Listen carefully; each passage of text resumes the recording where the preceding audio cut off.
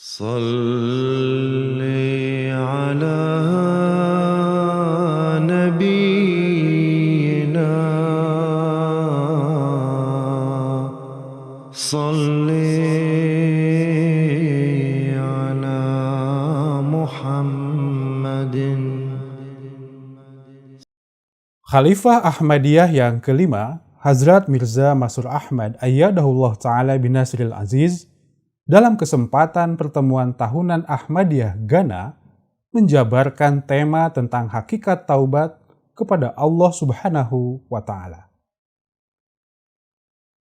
Hazrat Khalifah mengingatkan bahwa salah satu kelemahan dalam diri manusia adalah memiliki kecenderungan terhadap perbuatan dosa yang akan memberikan dampak kerugian pada diri manusia tersebut. Mengingat dosa adalah seibarat racun yang membahayakan nyawa manusia. Hazrat Khalifah memberikan perumpamaan bahwa seseorang yang memohon ampunan dan bertaubat kepada Allah Subhanahu wa Ta'ala adalah seibarat seorang petani yang membersihkan segala gulma dan hama dari tanaman miliknya. Sehingga dengan upaya ini akan menghasilkan kesehatan tanaman yang baik dan kesuburan tanah yang prima, sehingga dapat menghasilkan panen yang berlimpah. Demikian pula halnya dengan seorang hamba yang memohon ampunan kepada Allah Subhanahu wa Ta'ala dan bertaubat di jalannya, ia akan terhindar dari segala bentuk dosa serta keburukan. Lalu di dalam dirinya akan tercipta kebaikan demi kebaikan. Hazrat Khalifah kemudian mengingatkan kita tentang apa yang dimaksud dengan memohon ampunan kepada Allah Subhanahu wa Ta'ala. Apakah memohon ampun itu sebatas menyampaikan untayan kata-kata dan kalimat-kalimat pengampunan?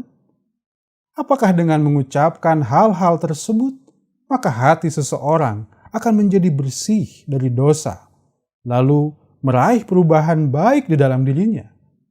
Hazrat Khalifah menegaskan bahwa hal itu tidaklah benar.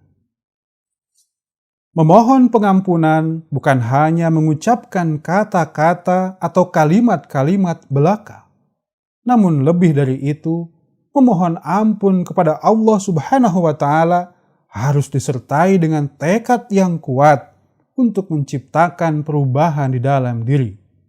Lalu senantiasa memohon pertolongan Allah Ta'ala agar terhindar dari dosa dan berjanji untuk menghabiskan masa hidupnya terhindar dari dosa. Jika seseorang memohon pengampunan lantas tidak disertai dengan tekad yang kuat untuk merubah dirinya, maka kejahatan dan keburukan akan terus melekat di dalam dirinya, layaknya rumput liar yang tidak dibersihkan dari tanaman. Hazrat Khalifah kemudian menyampaikan sabda dari pendiri Ahmadiyah, Hazrat Mirza Ghulam Ahmad alaihissalam, terkait 3 syarat untuk bertaubat. Syarat pertama adalah seseorang harus menjauhkan diri dari segala bentuk pikiran yang tidak baik yang muncul di dalam hatinya. Kapanpun seseorang akan melakukan dosa, maka kesenangan dari dosa itu akan muncul di benaknya. Oleh karenanya, syarat pertama dari pengampunan sejati dan pertaubatan hakiki adalah seseorang harus menolak segala pikiran kesenangan dari perbuatan dosa tersebut. Hazrat Masih Maud alaihissalam mengilustrasikan hal ini dengan mengatakan bahwa seandainya seorang pria melakukan perzinahan dengan seorang wanita dan menghendaki taubat atas perilakunya tersebut, maka sebelum ia bertobat, sangatlah penting baginya untuk menganggap wajah wanita tersebut begitu buruk, lalu ia mengingat semua hal-hal buruk tentangnya. Jika langkah ini dapat dilakukan, maka ketidaksukaan terhadap hubungan yang tidak pantas dengan wanita itu akan tercipta dalam pikirannya. Lalu ia akan meninggalkan perbuatan buruk tersebut. Syarat kedua untuk mencapai keselamatan dari dosa adalah dengan menanamkan rasa malu dan penyesalan dalam hati atas perbuatan dosa. Hati nurani setiap manusia sejatinya telah ditanamkan oleh Allah Subhanahu wa Ta'ala suatu kekuatan untuk waspada dan memberikan peringatan dini sebelum seseorang melakukan perbuatan dosa. Namun demikian, orang-orang yang merugi membiarkan kekuatan istimewa tersebut menjadi sia-sia karena ia menghiraukan peringatan dini tersebut lantas terjebak di dalam dosa.